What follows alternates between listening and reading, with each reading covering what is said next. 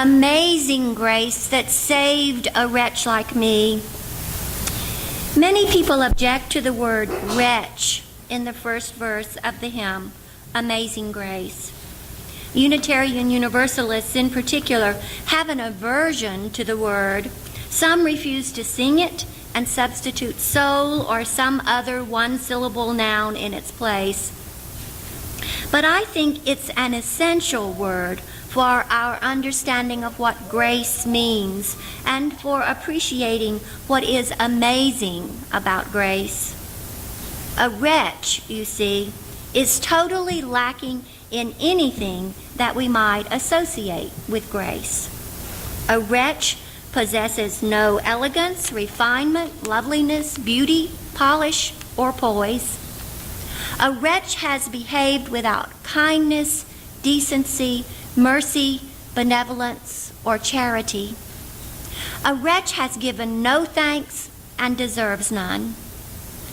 A wretch defaces rather than enhances, beautifies, or embellishes, demeans rather than dignifies or honors.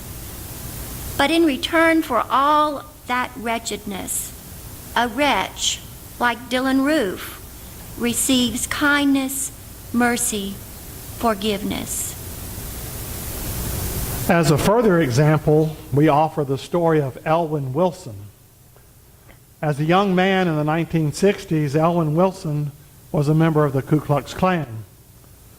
About those days, he said, "We used to catch blacks late at night.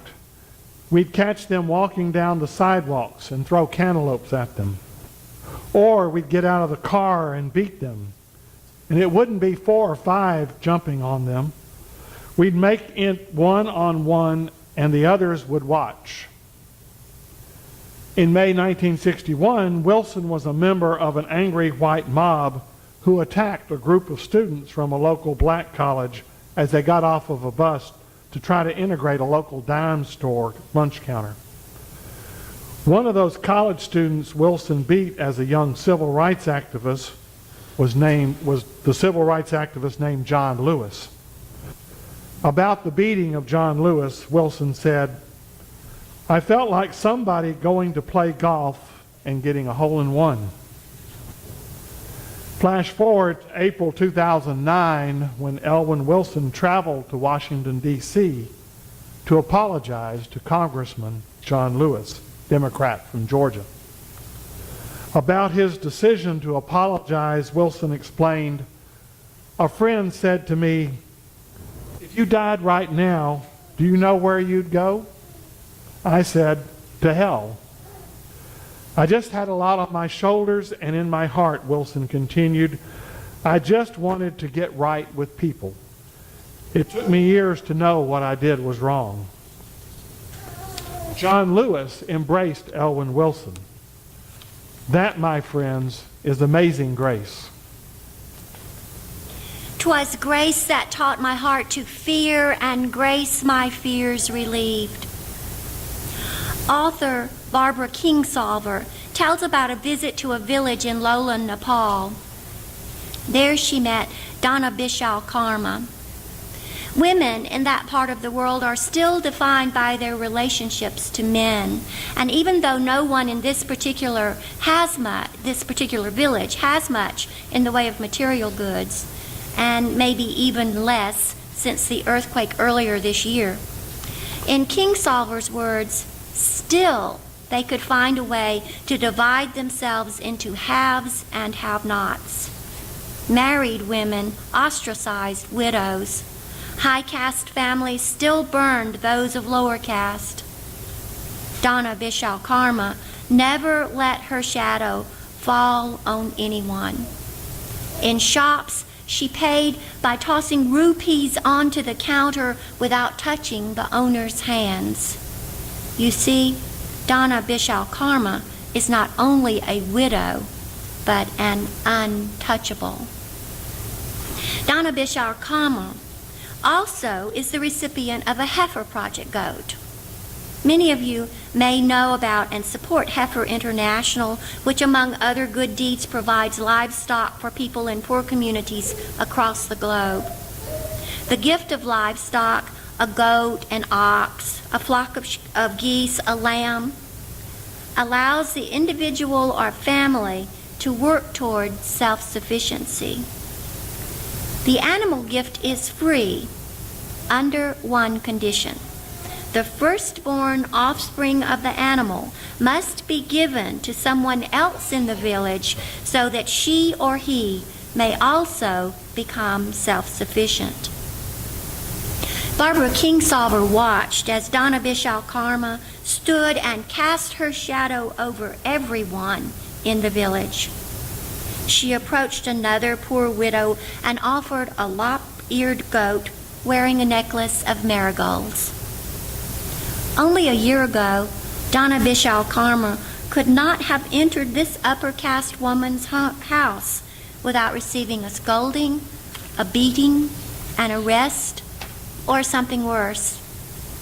On this day, one poor widow belonging to the highest caste in the village accepted not only a goat, but an embrace from another poor widow belonging to the lowest of all castes. That, my friends, is amazing grace.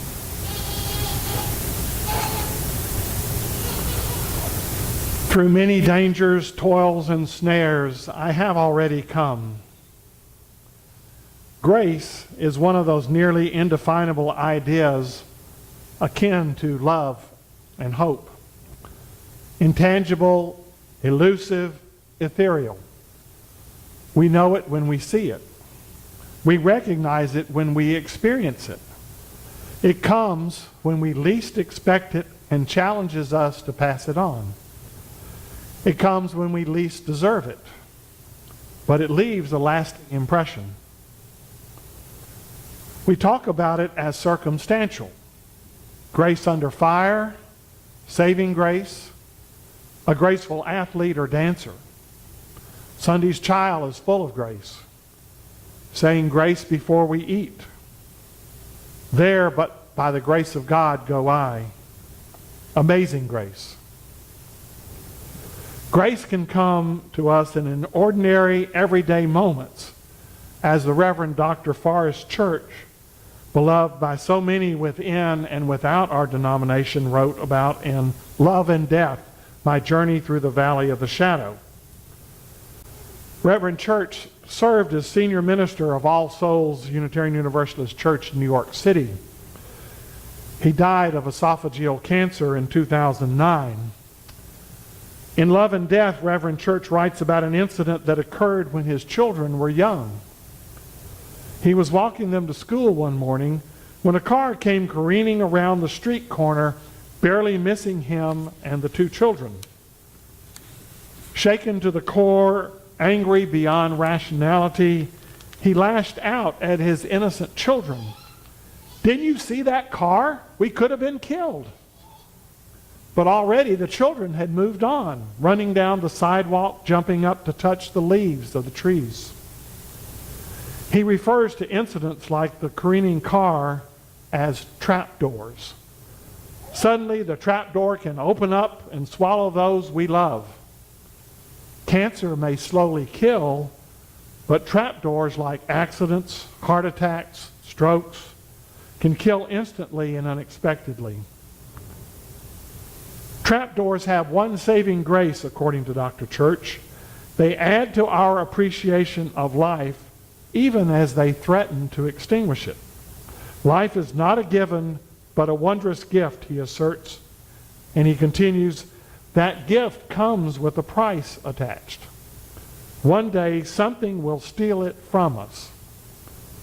That doesn't diminish our lives, it increases their value. We can truly love only that which we know we must one day lose.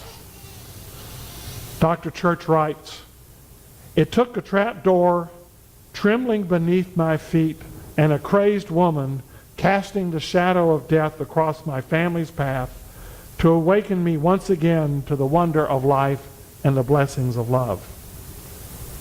My kids had the right idea, he concludes. We had just escaped from a brush with death. Why didn't I think to jump and touch the leaves?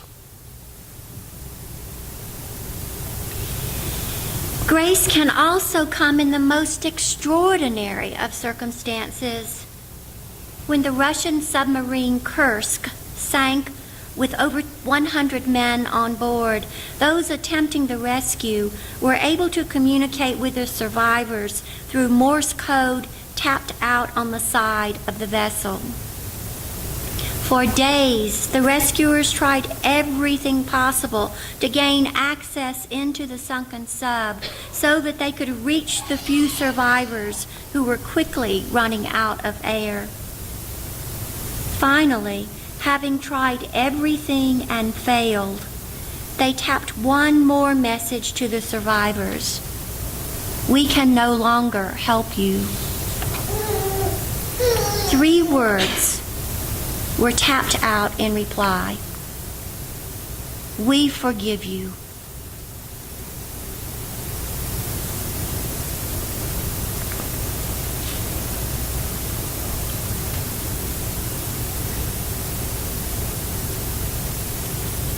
When we've been there 10,000 years, bright shining as the sun. If Southern Baptists had saints, my mother would be one.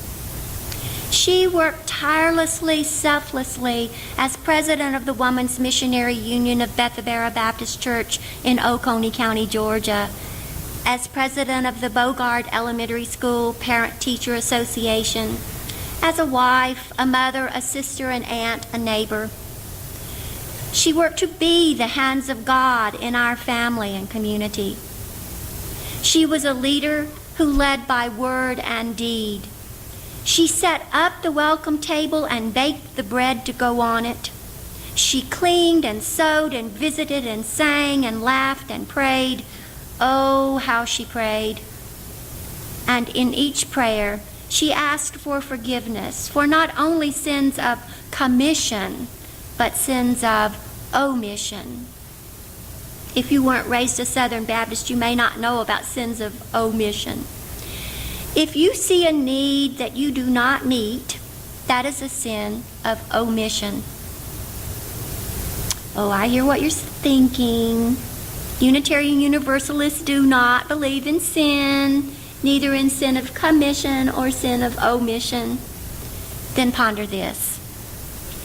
Edward Frost, Senior Minister Emeritus of the Unitarian Universalist Congregation of Atlanta, defines sin as a state of being, a state in which we are less than what we could be, fallen short of our possibility, a state in which we are in disharmony, in which we are, to put it simply, disgraceful. Dr. Frost continues, living in sin is living a gawky, awkward, ungraceful kind of existence caused by being too cheap, too greedy, or too cowardly to know what good is and to do it. My mother feared this kind of sin, the sin of seeing what is good and not doing it. Looking back at her life as her daughter, I cannot imagine what sin of omission she might have needed forgiveness for. But I can look at my own life and see those moments when I have been less than graceful, when I have been not only graceless, but disgraceful, when someone has needed something, a kind word, a warm hug, a cup of water, a helping hand, a smile. But I have been too wrapped up in my own needs, thoughts, ideas, whimsies to help them out. And I have been cheap, greedy, or cowardly when I have been a wretch. You may be familiar with the story of the hymn. The story goes that John Newton was a slave trader who captained a fleet of ships that brought black men and black women and black children stacked like cordwood in the dank, dark hulls of those ships across the Atlantic to be sold into slavery in the Americas. But under the influence of John and Charles Wesley and other Christians of that era, John Newton had a change of heart, and he gave up the slave trade. To commemorate his transformation, he wrote the hymn that has become probably the most beloved hymn of all time, Amazing Grace. John Newton was a wretch.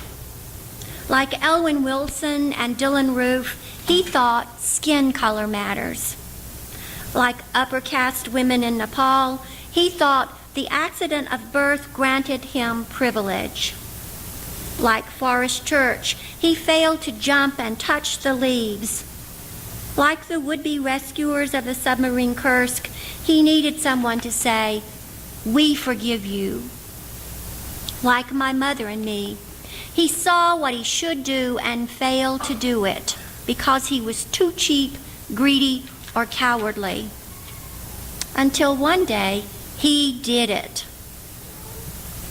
In a meditation on the hymn, Amazing Grace, Unitarian Universalist David Blanchard writes, "We know the isolation of being lost and feeling of wonder at being found.